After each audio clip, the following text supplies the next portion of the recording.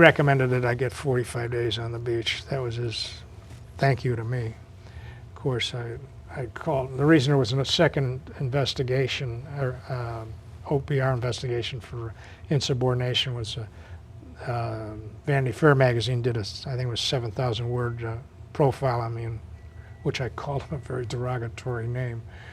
Maybe that's why he recommended the 45 days. But anyway, it all worked out, and so that was kind of my last case. And so it was kind of a sweet farewell for me, since I got a little revenge. So what case do you think sort of haunts the FBI that's yet solved within the sort of the boundaries of the country that they'd really like to solve? I think, in fact, I was flipping channels last night and I saw somebody talking about it last night again. This is D.B. Cooper. I think that's one of them, which I know where D.B. Cooper is. And his body parts are scattered all over the rainforest up there. The animals have dragged it off. But I mean, they found money floating in the water and stuff like that. So, and I mean, the guy was in loafers, I think, when he jumped out the back of the plane.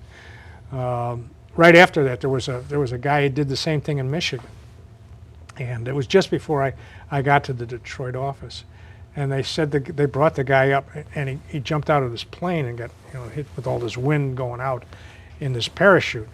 So and he dropped the money. Oh. So some farmer found the money and turned it in. That's those evil farmers.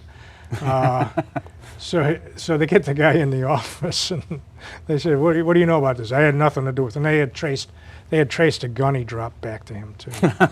So yeah, he had some problems equipment wise.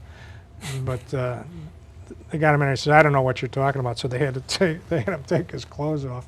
And here's the welts from the parachute. Yeah, it burns. Yeah. From the... So, I mean, they had him, but I don't know. The Tylenol killer case. I mean, there's a lot of cases they haven't solved.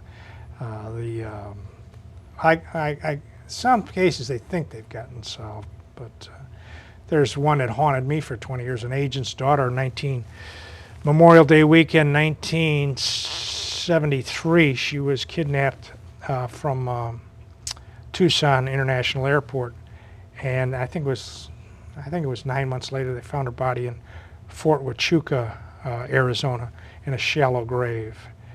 Now they're supposed to be just charging some guy with it in some New York prison, but it doesn't sound right to me. And that's the one case, and I worked that case on and off, mostly on my own time for 20 years. That's the case I would have liked to solve above all of them.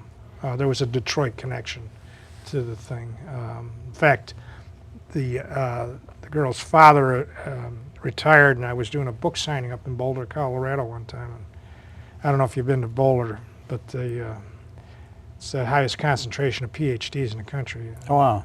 And there wasn't a big reception for an FBI agent coming in that had written a book. In fact, there was nobody there. Well, here in Boston, it's the other way around. There's so many MD, PhDs. There's not. Who cares at a party? Right.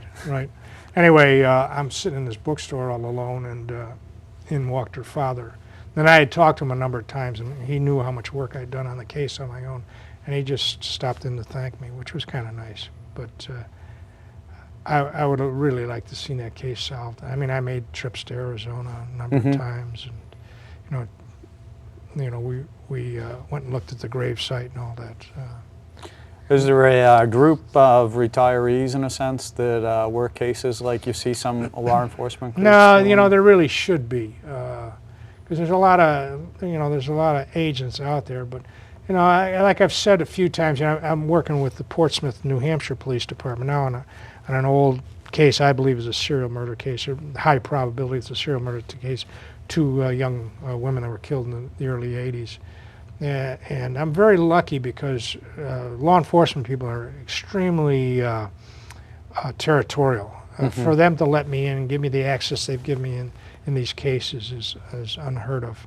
And I think that's part of the problem. And the Bureau has a reputation for stealing cases. I don't think they do it now as much as they did when Hoover was around. I mean, you know,